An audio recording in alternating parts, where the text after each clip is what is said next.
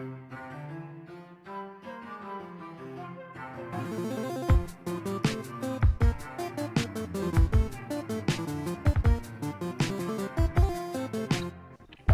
right, everyone, warm up those brains. It's time once again for the Get More Smarter podcast. This is episode 218. I'm Jason Bain with Makeup. You look amazing. I'm Ian Silveri. This week on the Get More Smarter podcast, the incoming president of the Colorado State Senate, James Coleman of Denver. Did you think we were going to interview the other guy? Joins us to talk near-supermajorities, housing policy, the state budget deficit, bipartisanship, Project 2025, and so much more. You are not going to want to miss this interview, so we will get right to it. Take a listen or a look. Take a look. This whole thing was supposed to be audio. None of us were ever supposed to have to put on eyeliner or find the right background, but here we are. Here we are. And now, it is my great pleasure to introduce our guest today, incoming State Senate President James Coleman of Denver. Welcome to the Get More Smarter podcast. Thank you so much for having me. I really appreciate y'all putting your man on.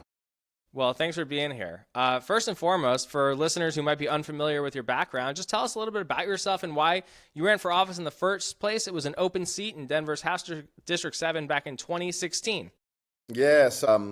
I ran for office for two main reasons. I think the first reason I always tell people is because I was about 11 years old when I met my father. His name is James as well. He was 50 when he had me, 61 when we met. Came back into my life. His idea of a good time at that age was not going to go get a slice of pizza or going to the movies. His idea of a good time was soup kitchens and nursing homes and food pantries and providing for the elderly. And I said, well, if we're going to do this, that's what we're going to do. But I really want to spend time with him. And so as a kid at that time, I was like, come on. But now as I'm older, I'm so blessed because that's all I've ever known. I'm conditioned for service. And so, the second reason is because community said they needed me to. I think, I've gotten good at it over the years. Was hopped into something that I wasn't understanding how everything worked here in the building, but now I do. So I feel like I'm good at the job. I also really want to do the work. But at the same time, sometimes you can want to do something, but community isn't calling you. And I was anointed by, the teachers that I had and the pastors that I grew up going to church with, the business leaders, my coaches when I played sports at the local rec center. So these people said, we need you. In 2020, when I ran for the Senate, I sat and had lemonade with then Senator Gloria Tanner, the Honorable Gloria Tanner, the first black woman to serve in the Senate here in Colorado. And she said, we need you to run. And so I did. And I was blessed to win, and here we are. So that's an example of being called. 2016, my wife and our children got together, and we talked about it. And James and Naomi were 6 years old at the time. You remember them because they were sitting on my lap, Ian, in the House chamber when we got sworn in. But I asked them, will you support me to run? I might miss some games. I might miss some events at school. I might miss birthdays. And we've all experienced missing a lot. But we do this together as a team. Will you support me? And they said yes. So it's been really a blessing to do this work as a family, and I'm excited to continue to do the work with my family and with community. That's great. Tell us a little bit about your Senate district. Give us the neighborhoods that you represent now. Senate District 33 is comprised of the Denver International Airport and also the communities of Green Valley Ranch, Parkfield Gateway Park, Montbello, and we have Central Park, Northfield, Old Stapleton, and then we also have all of Park Hill, as well as City Park, the east side of Denver, so Cole, Whittier, Clayton, 5 Points. I will tell you, my greatest constituent, while I love all y'all, my greatest constituent is my grandmother. She still lives in the home we grew up in Park Hill. She's 91 years old, turned 91 in September. And so, she's the one person that her perspective on what I'm doing matters the most. Whenever I go see her, she always asks, are you doing what you're supposed to be doing? I sure better be. So yes, ma'am. So those are the areas where I represent, and again, grew up in Park Hill, live in Green Valley. So she's making you work for that vote then, right? Yeah. She is making me work. She's your most important I've raised you your whole life. Now I know what you're about. So we're gonna see what you're really getting done. No, but she's a really big inspiration for me. One of the things that Senator Tanner did when she was in office was she was the one who helped create the senior homestead tax exemption. Right. And so she grew up, she lived on 22nd in Monaco. My grandmother's at 38th in Monaco, so right down the street. And so my grandmother is somebody I think about a lot. I think about our youth. Obviously, I'm an education advocate. I think about, everybody in between, but our seniors who have really built this state, built the cities where we live. I really think about them a lot because they can't afford to stay. My grandmother, if we weren't helping her, and my grandfather hadn't done such a great job of preparing retirement for her, she likely would have to leave her home. My grandfather and grandmother came here in the 60s. They served in the Air Force all around the world, landed here. My grandfather was at Lowry Air Force Base, and then he went to go work at the Safeway Distribution Center on Colorado Boulevard, and I-70 is still there. You think about all that sacrifice they made. Raised my mother, she went to East. Raised my uncle, he went to George, my brothers, my cousins, and me.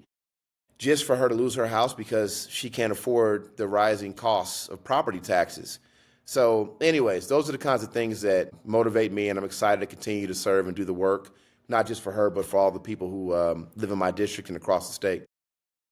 Now, you'll be leading a chamber with a Democratic majority, the same 23-12 majority that Democrats had before this last election.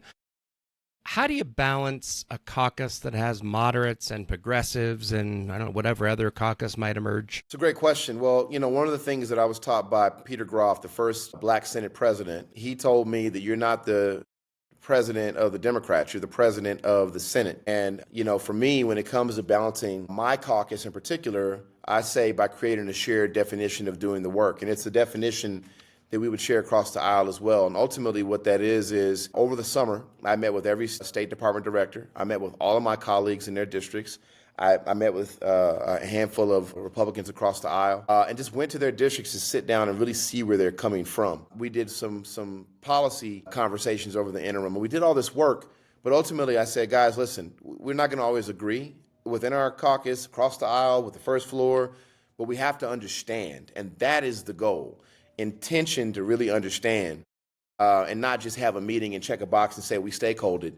I'm not accusing anyone of that, but we get accused of that. And so, if you meet with each other with real intent to find compromise, Colorado's a place, in my opinion, for everybody, then great. And in the end, if you can't agree, that's fine. You got to count your votes. You got to do your work. You got to get the bill through committee and through the floor, through both chambers to the governor's desk.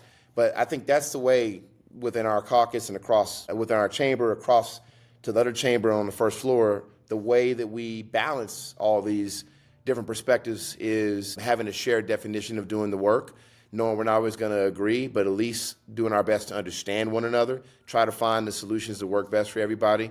And that's what Colorado is in me. Do you see yourself or your leadership style being significantly different than that of your predecessor, Steve Fenberg? No, not at all. Steve was, what I love about Steve, he was very much, I'm going to get the job done. And it wasn't that he wasn't, trusting of others to support or engage and help. It's just that he knew what he was going to do.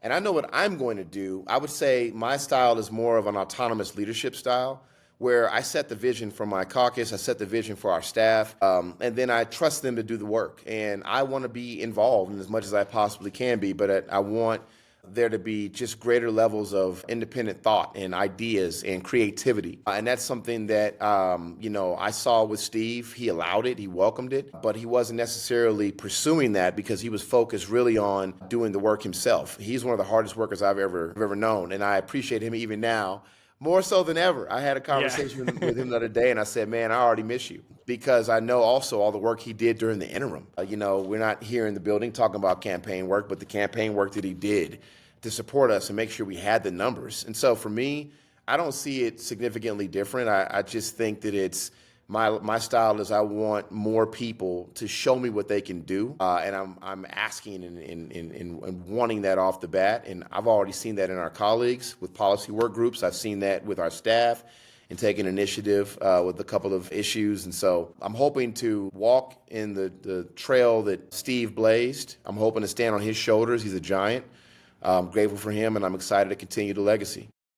So you mentioned that you visited with all your colleagues and department directors, but you also said you went and visited with Republicans, which frankly you didn't have to do. How do you approach dealing with Republicans who, there's plenty of bipartisanship, so I want to hear about that too, but let's face it, they're there in a lot of ways to throw sand in the gears and kind of obstruct your agenda. So how do you plan on handling that? Yeah, I think one of the greatest things that happened to me was House Bill 23-1249. It was the raise the floor bill for children being prosecuted like adults.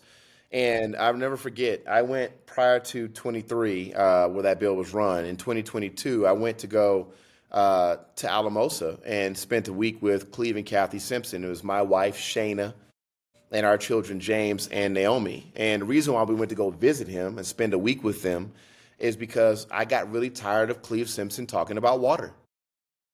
And I was like, Cleve, dude, we got to focus on LGBTQ rights, reproductive health, immigration. We got to focus on healthcare. We got to focus on affordable housing. We got to focus on education, all these things, criminal justice. Cleve said, okay, I'll tell you what, come out to my district. So we stayed with him and his wife, Kathy. They have a 900-acre, fourth generation passed down farm. And he said, James, you see all this here? It looks really nice, but I have to pay taxes, pay property taxes. If I don't grow anything, we're not only are we not benefiting personally for our business and our family legacy, but we're not benefiting the economy here in Alamosa. And so that's why I'm talking to you about water, because water is how we get ag, which then funds our economy here in Alamosa. It funds all those issues you just mentioned. And so I said, I got it now, man. I appreciate it. So come back. We're at the session in 23. I'm running this bill, the toughest bill that I've ever run, and it's quite frankly one of the toughest things I've ever done in my life. The bill was filibustered for 10 hours, 5 hours one night, 5 hours the next. It was opposed by Democrats and Republicans alike. We had more Democrats supporting, obviously, but I needed the votes to get over. And Cleve Simpson was my prime sponsor. He was the only co-prime sponsor. He was the only Republican to vote yes on the bill, therefore, because he was co-prime. We ran that bill with Ryan Armagost and Savannah Gonzalez Gutierrez in the House. But Cleve, knowing that he would have to run for a re-election this year, 2024, along with me running as well, he ran that bill knowing it could impact his race, because I went to go see where he was coming from, literally, and he was able to see where I was coming from on this issue. And because I showed him how much I care about him and his district, he showed me how much he cared about mine. And so for me, when I go to visit their districts, it's about building relationships. I find that we are actually more aligned than we are apart. I feel sad for the rest of this country, because Colorado's different. And our job is to figure out where we can agree, and where we don't, we don't. But I also feel that way about both chambers, in particular the Senate. The Senate is a place of professionalism where we have decorum, where we focus on the work, we build relationships with each other. It's almost like a feeling of old, where, people could disagree on a bill and then you see them over at a restaurant having a meal together. So that's what I look forward to continuing to do here in the Senate, and that's just one of the many examples of me building relationships across the aisle, and my colleagues do the same with each other. Which bill was that? So we have that down? It was House Bill 23-1249, the raise the floor for children to be prosecuted like adults. Right now, if you're 9 years old in Colorado, you don't get to sent to jail for a petty offense. You get to go to a collaborative management program, some kind of program that teaches you your lesson but doesn't traumatize you and criminalize you. Okay. The bill came from a kid who was at recess and a pocket knife fell out of his pocket. He's 10, 11 years old. He had the pocket knife because he was walking through a dangerous neighborhood to get to school. He forgot to take it out and put it in a secure place, so it fell out of his pocket at recess. He got the cops called on him. He got handcuffed in front of his peers, his friends, thrown into the back of a cop car, taken to jail, and was there for 6 hours without his parents. It's very much like the next Netflix documentary, When They See Us, of the Central Park, or now the Exonerated Five. And that's what I thought of. I thought, man, if James Jr. and Naomi had made a mistake and made a bad decision, and they were 9, 10, 11 years old, they shouldn't go to jail for that. They should be able to learn their lesson, but not be criminalized. And there were a lot of things about the bill we could have improved, but in the end, the bill was stripped of a lot of its point, its purpose, but we were able to get the money, the $4 million out of that bill to help build collaborative management programs across the state so that there are alternatives to jail for kids. That's great. Tough stuff. You weren't kidding. So switching gears for a sec, there's been a lot of talk lately about vacancy committees. There was some reporting that approximately a third of sitting state lawmakers in Colorado were not at first elected by their full districts. And you have 2 vacancies in your caucus at the moment with the resignations of Senator Chris Hansen and Janet Buckner. Is that the best system we can come up with, a vacancy committee process to replace legislators who resign or can no longer serve, or do you have another idea? I do think we need to have reform. It's got to be a better idea than what we currently have right now. Before I get into that, I just want to say how much I really appreciate in sincerity, Senator Chris Hansen and Senator Janet Buckner. They did phenomenal work while they were here. We couldn't have done much of what we've gotten done in the last 4 years. We've all been in the Senate together without them. And so, everyone has reasons for leaving. And, I want to acknowledge it's not my place to determine or judge. But we should have a system in place that allows members to be able to do that doesn't impact the election in a way where people may feel like, they voted and now their vote is gone down to a vacancy committee of a smaller number of individuals who ultimately determine who the next senator is here in these cases. And so I'm look forward to working with our party chair, Shad Murab. We've had a couple of conversations. We look forward to having more conversations with all of the community, all of our peers around what that can look like. I think the biggest concern that I have is that people, we try so hard to get people to vote. And then this can be discouraging for them, that they feel like, again, their vote didn't matter. But let me just say, their vote does matter, because at the end of the day, the people who will likely replace them are people who have been vetted by community as well. It may even be one of their House colleagues that wins the vacancy, who did win an election.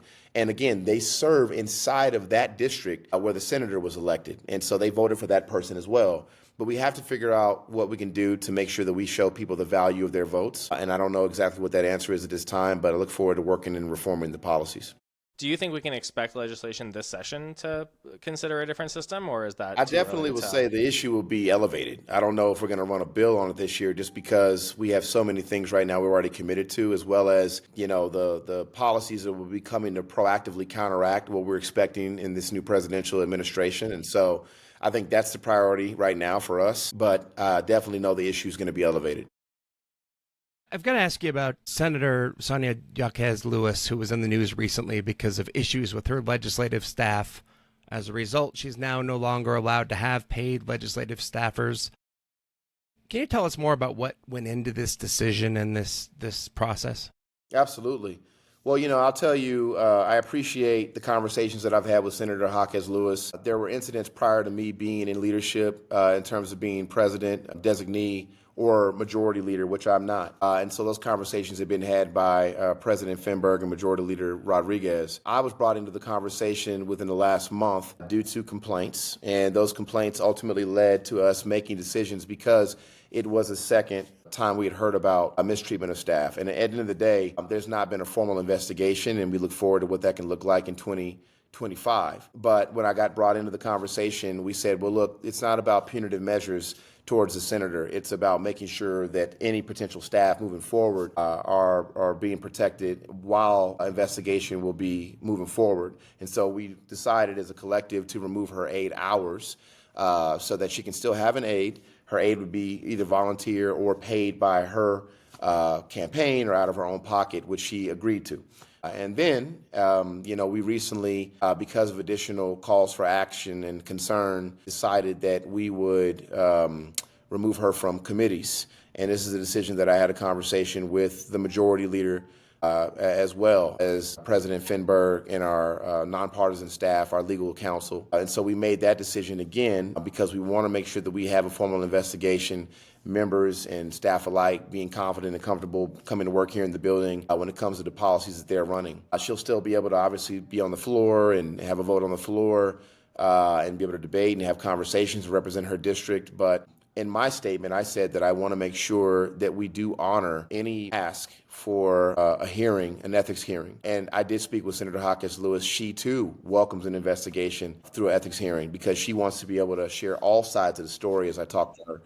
And so, it's really unfortunate, and but we agree, none of this behavior from me or any of us is appropriate towards each other as colleagues, towards our staff, towards our aides. This is a professional environment, and we want to do the investigation to see what comes out, and then continue to put measures in place where we say, look, this kind of behavior from anybody, myself included, is not acceptable.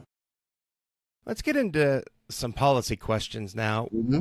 What do you see, broad picture, as the top 3 legislative priorities for Senate Democrats?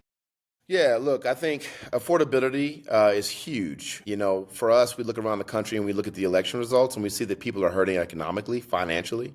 People feel like people cannot afford to buy a gallon of milk, a carton of eggs. And so we want to figure out a way where we can, lower costs of goods by supporting our businesses, to do so with incentives, whatever that might look like to support our local businesses, to lower the costs to the consumer. So affordability, not only in that, but also in housing, whatever policies we can bring to address housing shortages, support for people who need rent support, or if you want down payment assistance on a home. There's a lot of things we already have in place, even with a limited budget. We want to continue and figure out what we can subsidize and support people who have needs for housing. I think the second thing is access to health care. I was blessed to sit down with Director Kim Bimsteffer over the interim over at HICPUF and talk to Director Bimsteffer about the costs for people to access health care. So we have to continue to figure out a way to address this.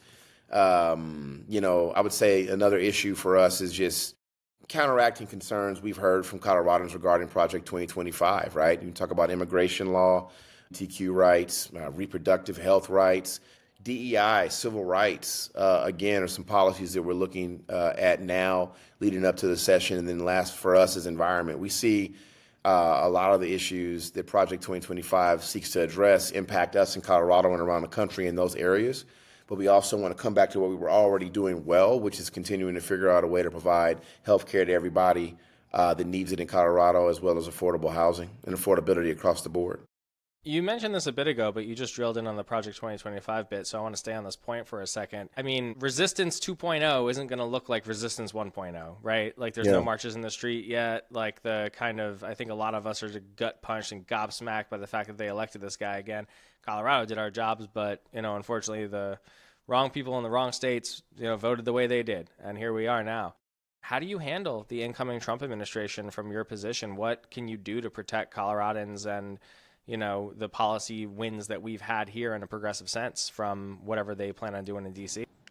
Well, I think when it comes to the rights of Colorado, it's continuing to work with my colleagues as well as the Attorney General, Phil Weiser, on making sure that whatever is our law is enforced and protected, people are protected here within our state.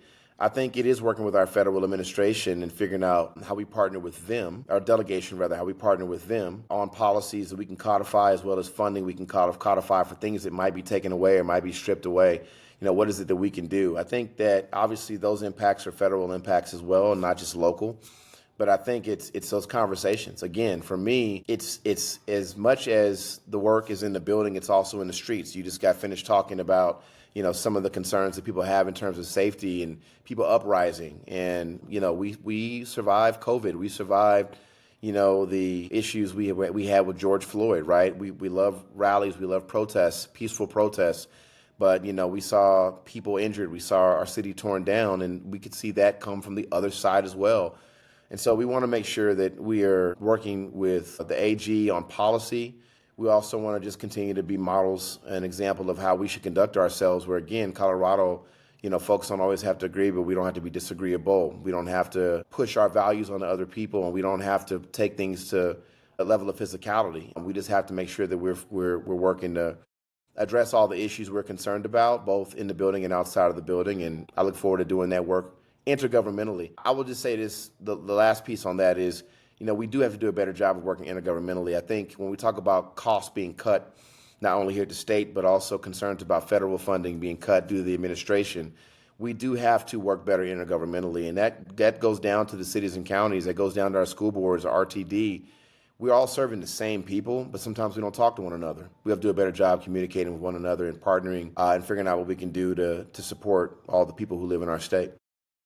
So one of the bigger issues that's brewing for the next session is between business and labor. In November, Democrats from both chambers announced a bill they're calling the Worker Protection Act, which we understand would at least eliminate the second election required to form a union. How do you think that fight's going to shape up? I think Majority Leader Rodriguez has done a good job engaging with business community. I think there's more work to be done, and I've only spoken really with him about the bill in detail, but I believe that we'll find a solution. I don't think everyone's going to agree when it's all said and done, but my commitment, along with the majority leaders, is to continue to talk to business leaders and making sure that everyone's at the table. If folks feel like they're not at the table, my job is to make sure they're at the table. And so, again, we want both an environment where labor thrives, but also an environment where labor has a place to work. I think business for me is threefold: the employer, the employee, and it's the consumer. And we don't want anyone to be impacted negatively in that group, but it takes all three. in order to address those needs. I have a lot of people in my district that would be impacted by that policy. If you think about it, we have the airport. The Gaylord is not in my district, but it's just outside of my district, and most of the people who work at the Gaylord live in my district. I have two Coca-Cola's factories, manufacturing and distribution, and I also have a Pepsi is being built just outside of my district, right next to the Gaylord. You go up and down the I-70 corridor, we have a lot of businesses with a lot of people who work and who need their rights protected. But then we also, want to make sure that we're supporting business to even provide those jobs, and ultimately not that the cost doesn't get shifted down where people lose their jobs, or the cost for products, like we just talked about earlier with eggs and milk, goes up and it gets passed on to the consumer. I'll say this last piece real quick on business. I really want us to look at what it means to incentivize versus punitive measures. I saw something recently that talked about Colorado being low on the list of incentives for businesses. And when you look at people and businesses that want to come here to Colorado, how do we incentivize them? How do we support them? As you know, Sundance Film Festival is looking to move from Utah to either potentially staying in Utah if they can't find a better option, or to Ohio, or to Colorado. We passed the film tax incentive this year, and we sat down with Sundance and said, look, we want to provide you the support you need to come here. That's going to provide jobs for people. That's going to provide funding to our economy when they come to support small film directors and producers. It's going to provide jobs. So, I want to figure out ways to do that more through the Office of Economic Development and providing incentives to businesses. And I think that's where we go. But I also know that businesses that want to do right by their employees will. And I hope that the businesses that can improve in that area will improve with this bill being discussed. You talked about ongoing challenges with housing affordability. What have you learned from previous debates on this issue in terms of what works or what doesn't work that are going to drive new policy ideas? Yeah, look, I was blessed to run construction defects this year. It was a very tough bill. It's a bill that, I came into when I first ran for office in 2017. When I got elected, I served. I never forget then then Representative Alec Garnett ran that bill, and it was a tough issue. And I'm like, man, I hope I never run that bill. But now I know why, because even though it's a tough bill, it's probably meaningful if it's tough. And so we ran the bill this year, and it passed out of the Senate. It went to the House, and it did not pass out of the House. I understand that there's a model of that bill, version of that bill being brought again. I have not made any commitments on my side, but I'm interested in running a policy that's going to create more affordability. That was my intent with that policy. As we know, the bill intends to make it so that if there is a legitimate defect that needs to be fixed, it should be fixed. And if there's a performing defect, like, the nail was supposed to be 2 inches apart, now it's 3 inches apart, but it's performing. We don't think that there should be litigation brought to the developers. We want them to be able to fix it. If you have a home, it should be fixed. It should be made the way that you intended to, and if not, it should be fixed. But at the same time, we want insurance to cover developers to build affordable low-income housing. And one of the first entryways to housing, if you can't afford a single-family residence, is a condo. And again, we don't see those being built as much. I think that was the intent of the bill. I look forward to seeing more policy like that come back. But ultimately, we need developers to build affordable housing, and I want to find incentives for them to do so. I also want to cut out any measures that prohibit them from doing so. And so I think we'll continue to find more ways to do that of the same. Whenever the construction defects issue comes up, you always hear from the builders saying, if we don't get these reforms, we're not going to be able to build anything new. But then I drive down the road and there is not a piece of land anywhere that is not being built on. How do they keep saying that and then coming back and expecting a change? Well, in particular, the laws that are in place right now for building apartments and single-family residences are different than condos. That's why I specifically mentioned condos. Okay. I think when you look at like the cost of a house where I'm at, say when I first bought my house that I'm in, I've been super blessed. My wife and I, we built the house we're in now 10 years ago. And it doesn't sound like that long ago, but when you think about the cost of a home in Green Valley where we live, I mean, that's the least expensive place to live in my district, maybe even in Denver. And so, I live basically in Kansas. We built this home, right, in 2015. And when we built the home, if we had built it, like bought it and started building it 3 months in advance, we would have saved $30,000. That's how fast the cost was going up for that property that we built. We built that house for probably $340,000, $350. The neighbors directly behind me, it was a new build with the last lot. We were blessed. We got the last lot in this neighborhood. And the neighbors directly behind us, they sold their home 2 years ago. They sold that home for $720,000. So if we sold our house today, I would have to vacate office. Unless I went to go live in like an apartment, which we can basically get the amount of property we have now for like a 2 or 3 bedroom apartment. And so, for me, it's not about, I want to build more single family residences. If people want to rent and they want to live in an apartment, that's fine. But that's what you see being built. You don't see a lot of condos being built where it's like, look, you can't afford a single family home, but you can afford this. And this is going to allow you to own it. It's going to allow you to build equity, build wealth. That's what I want. If we weren't in this home we're in right now, we weren't able to leverage and refinance, as a young family, we'd be in trouble financially. We would have to probably leave our state. So, or move to a different part of the state. So that for me is, I agree with you. We see buildings going up, but we don't see a lot of units where you can afford to own and build wealth. And that's what I want to help people do, like I've been blessed to do. So speaking of fiscal troubles, this is a good transition. There's about a $900 million or so hole in the budget compared to last fiscal year. Your colleague, State Senator Jeff Bridges, a member of the powerful Joint Budget Committee, from your caucus said there will be blood when asked about the budget cuts. How do you plan on handling this level of budget deficit?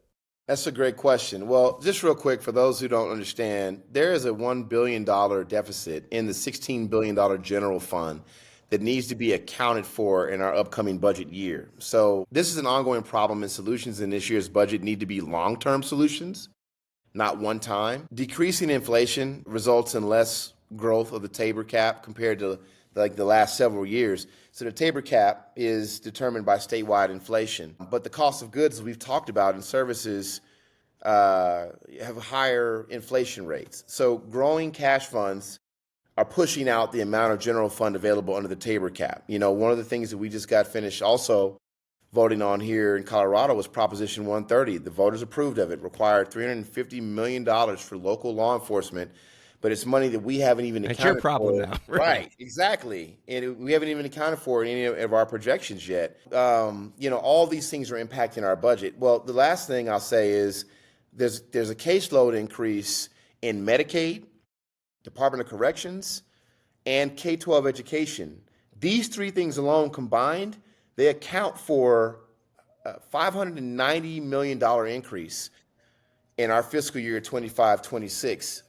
So, I can go on and give more numbers and projections, but I will just tell you the bottom line is that JBC, General Assembly, will have to work closely with the executive branch to make strategic and targeted cuts while preserving the crucial state services that support Coloradans. So, I don't know where all we can make cuts, but we're going to have to take a look at that.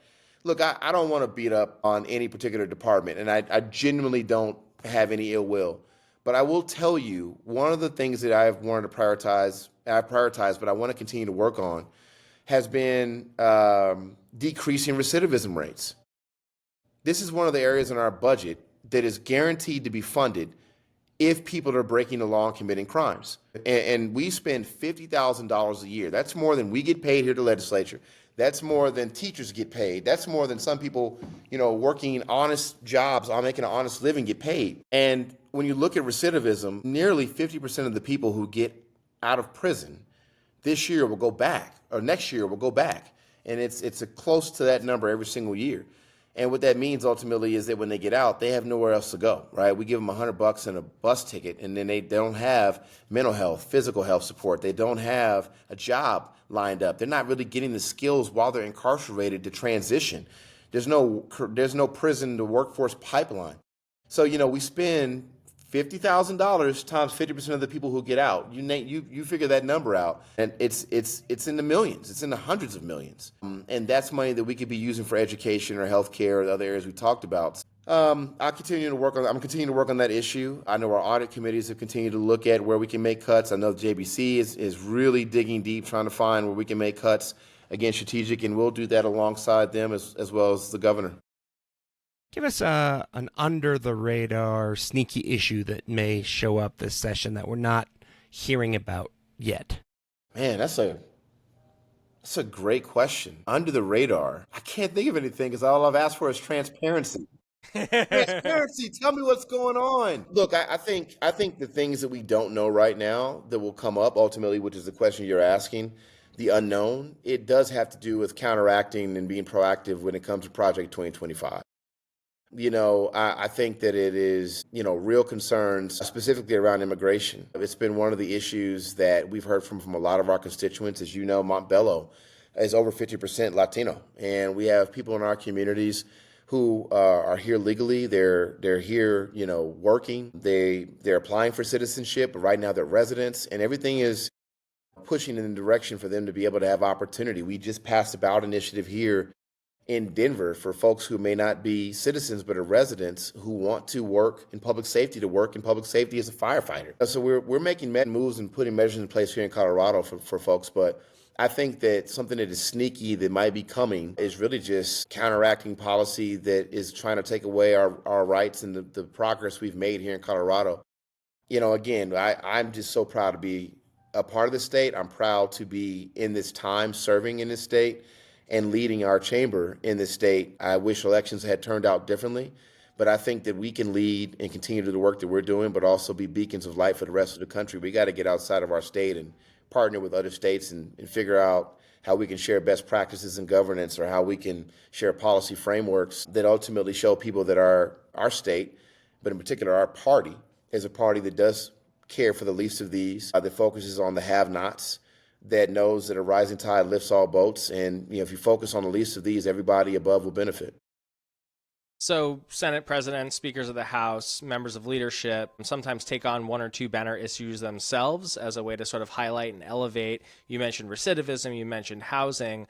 Do you have any bills that you're working on yourself and sort of banner issues you plan on championing next session? Yeah, look, I'll tell you, I have initially committed to not run any bills because I believe that my caucus and my chamber is my priority. And if I have something, like, we all are human nature, right? I'm going to eventually prioritize me over you. That's just how we're wired. That's just being honest, how we're wired. And so for me, I've told my colleagues that if I'm going to work on any bills, I want to work on bills that you say you want me to co-prime with you, because it's a priority for us and not just for me. And so one of those issues that I'm excited to work on is the continuing the legacy of Representative John Buckner and Senator Janet Buckner with the policy to support organ donations when you go to apply for your driver's license renewal. It's something that's coming up that needs to be renewed, and I'm excited to receive the blessing of Senator Buckner to work on that policy. That's one that I've talked to her about. Another policy that I have worked on and we've discussed within our Black Caucus is the ending slavery bill. And it's a bill that ultimately says that, if you're in prison, you're serving time, period. That's what you're there for, because you made a bad decision or because you made a mistake. But what we should not be doing is having people forced to work. And what we want people to work because there are opportunities for them to pay back their debts. There are opportunities for them to send money to their family. There's opportunities for them to build and get a skill when they get out.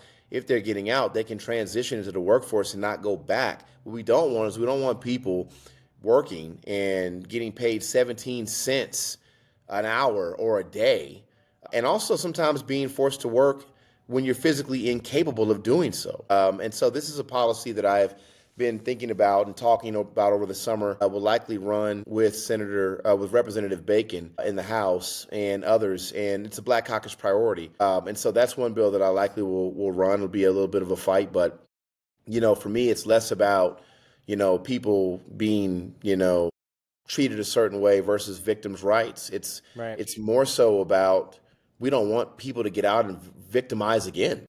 Yeah. We don't want people to continue to take our tax dollars just sitting up in prison. And by the way, if you're working a job because you got out of prison, you're working a job, you're now paying income tax. Great. More money for our state, and not just people sitting up 23-hour lockdown, 1 hour rec because you can't work or you don't want to work. We want people to work because they want to really contribute to our state and then get out and give back. In terms of if you think forward to the end of your term as Senate President, is there an issue or policy or legislative accomplishment that you would think, if nothing else, if I did this, I'd be proud of my term? Yeah, look, I'll tell you from a policy perspective, but also from a leadership perspective. Policy first, since you asked. I started this work because of education. For those who don't know my story, I got kicked out of public schools when I was in 6th grade, right there in Park Hill, not too far from where my grandmother still lives. I went to Smiley Middle School. I was beating up bullies, and that's why I got in trouble. Here we are, still defending people who need help. Years later, but I had two options: one, go through juvenile program, juvenile correction, or go to a private school. And I was blessed to get a scholarship to go to Union Baptist Excel Institute. It's at Union Baptist Church. The school is no longer there, but the church is still there off of MLK and Dahlia. And that was the first time that I had a black teacher. It was the first time that I had a black principal. They taught Black history every day. It wasn't just an elective, it was a part of the curriculum. I learned not just about Dr. King and Rosa Parks, but I learned about Wellington Webb and Wilma Webb and others. And so Wellington Webb at the time was the mayor. He walked into my classroom when I was in 7th grade at Excel Institute. And that was my Obama moment. He was my first example of what we could be. And I took that and ran with it. And my mom moved to Aurora's. My scholarship followed me there, and I went to school there. I even took a brief stint. I had to go back to traditional public school at Overland High School, where I met John and Janet Buckner. They put his name on the gym. I'll never forget that. Yeah. That's right. And so for me, education is really important. Here's my concern from a policy perspective. It's everything matters, but I feel like we've taken the focus off of that. I feel like there are pockets of our state, not just in my district or across the metro area, in rural Colorado, where there are no high quality options and kids aren't learning and teachers can't afford to live and work in the neighborhoods they teach. And I just feel like even though we got rid of the negative factor, which is huge last year, and we also reformed the school finance formula, where we don't fund schools based off of how much money you make and the fluency of a neighborhood. We fund it based off of need, based off of special needs, based off of ELL, based off of at risk. We did that. Great.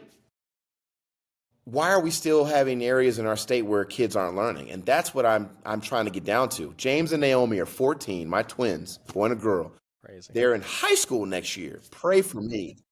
But I would never allow, especially now when they got to start applying for college in a year or two, I would never allow them to be in a failing environment. And so this is not a critique or criticism of the education system or our educators. It's a critique of me. What am I doing?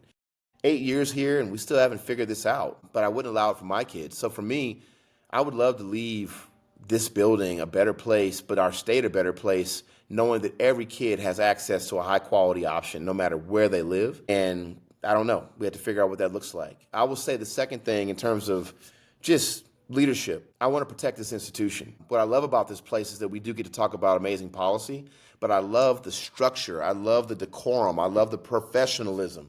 I love the policies we have in place. I love the unwritten rules we have in place. I love all the things that we do to show the people of Colorado that while we may not take ourselves too serious, because we ain't all that in a bag of chips, but we take the work serious. That's something that I want to continue on that Steve Finberg had. I mean, he was just somebody that really believed in protecting this institution. And in part, it was the people that we elect to come down here and do the work, right? And so all that is making sure that our legislative processes and our institution is stronger than what I found it, but also that we cast a shadow, that those who come after us are well equipped and ready and understand the magnitude and the honor of being in this building. Yeah, I'm excited about continuing on that legacy, and that's what I would want when my time is over here in this building.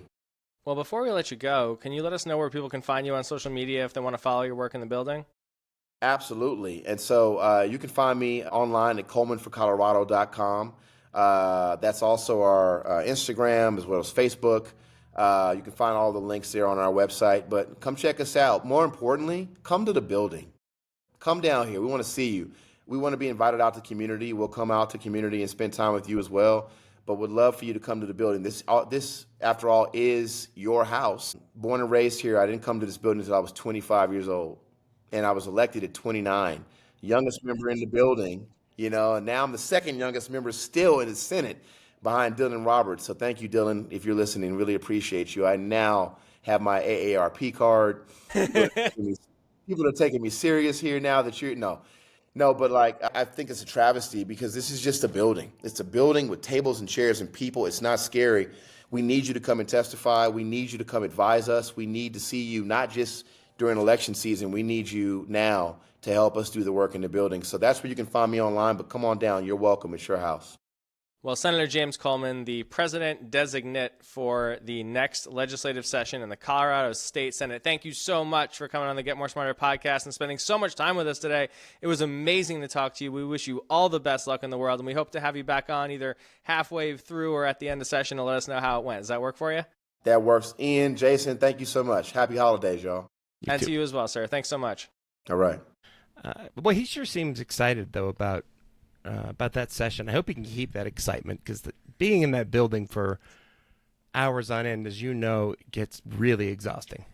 He's the man for the job, and I think he intimated, I met his kids when they were 6, and now they're 14, and that is brain-destroyingly insane, weird stuff. I can't imagine. I haven't seen them in 10 years or so they're probably going to be taller than me now. Time is a flat circle, but I do also think he's going to be great, and I wish him the best of luck. And that, one seat sort of a supermajority, talking a lot about trying to defend the state against Trump and Project 2025. Mm-hmm. I mean, he hit a lot of good notes, man. That was a great conversation. I'm glad he's there. Well, let's do a couple of quick hits, and then we'll get out of here for this week because that was a long interview. The final race of 2024 in Colorado is over. Sort of. And it's not just the last race called. It is the closest race in state history. It's got to be, right? There's no way there's one that's just one vote, right? I can't imagine. I mean, we talked in our previous episode about a mandatory recount in House District 16 in Colorado Springs. There was a 6-vote margin separating Republican Rebecca Kelty and incumbent Democrat Stephanie Vigil. The recount has been completed, but it still might not be over because a little more than 41,000 votes ended up with a tie vote. Literally, the same baffling. Votes on both sides. Then a canvass board reviewed some of the ballots and gave Kelty a 3-vote victory. They essentially reviewed some of the questionable ballots. I'm not clear on how this happened or the process behind it. Vigil's not saying if she accepts these results yet, may seek legal remedies. I wouldn't blame her. This seems a little odd. I'm not sure what will happen here. It won't impact the legislature really either way. The difference is whether Democrats have a 44-21 majority or a 43-22 majority, but we need to get this right. And either way, Republicans spent $5 million staying in either a 21-seat minority or a 22-seat minority. So great job, everybody. Right. Good ROI on that one. Huge. Jeff Crank, we haven't heard a whole lot from. He's the Republican who is succeeding Doug Lamborn in Colorado's 5th Congressional District in Colorado Springs. He popped his head up last week to defend Pete Hegseth, the nominee for Secretary of Defense. Here he is on the Dan Kaplan Show. Let's go to the VIP line. And what an impressive congressional class of conservatives Colorado sent to D.C. And I think, a turning point kind of election in Colorado. One of those stars, of course, is Jeff Crank from the 5th CD. Kind enough to join us. Jeff, welcome back to the Dan Kaplan Show. Dan, thanks for having me. Always a pleasure to be with you. Well, thank you. And I know that you won't be voting on the confirmation, but do you think Hegseth should be confirmed? Yeah, I do. First of all, I know Pete Hegseth. I worked with Pete a little bit at Concerned Veterans. He was at Concerned Veterans for America. I was at Americans for Prosperity. He led that organization for a while and did a great job. When I knew him, I don't know him since he became the big star on Fox News and all of that. I haven't sort of kept up. But the Pete Hegseth I know was a good man, committed to America and to standing up for it. And so, look, I mean, I don't, as you said, I don't have a vote, but I think the Democrats are, this is their playbook, right? They did it to Brett Kavanaugh. Right. They've done it to others. When they don't want someone confirmed, they try and take a scalp. And look, you got to come forward with lots of evidence and proof. I'm not willing to just defend someone because they're a Republican. There's plenty of times like it.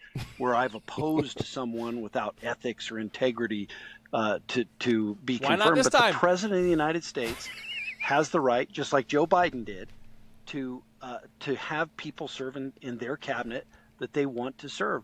And there were lots of Republicans who voted to confirm all or most of Joe Biden's cabinet, and that's the way it should work. These are all stupid points.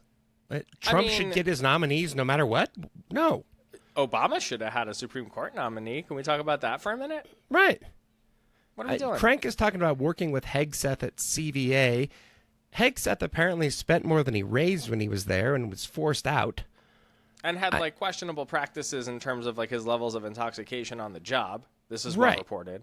Democrats didn't make Pete Hegseth apparently a raging alcoholic. They didn't make him sexually assault multiple women at Republican events. I don't know how they didn't you make blame his mother Democrats write for this. An email talking about how he abuses women regularly. Right. This seems like a very odd island to hill to grow die up on. I don't know what he's. Yeah, no, good analogy. The this is what they did to Brett Kavanaugh. Yeah, why didn't they do it to other people? Oh, because they weren't maliciously unqualified with large records of horrific behavior. Perhaps that had something to do with it. Right. This seems, and he even admits in there, he's like, I haven't talked to him in a long time. Well, maybe just shut up. You might want to catch up because he's been through some shit, man. Right. And not only that, but this does invite, and it should invite, questions from the Colorado press at a minimum, but national press as well, to ask the other members of Colorado's delegation, like Gabe Evans and Jeff Hurd, what they think about these nominees. I mean, didn't stop Caplis. This guy doesn't have a vote in the House, of course, to confirm nominations, but if Jeff Crank is getting asked, Gabe Evans needs to get asked. We know what Lauren Boebert thinks, right? She's part of Women for Hegseth, right? Of course.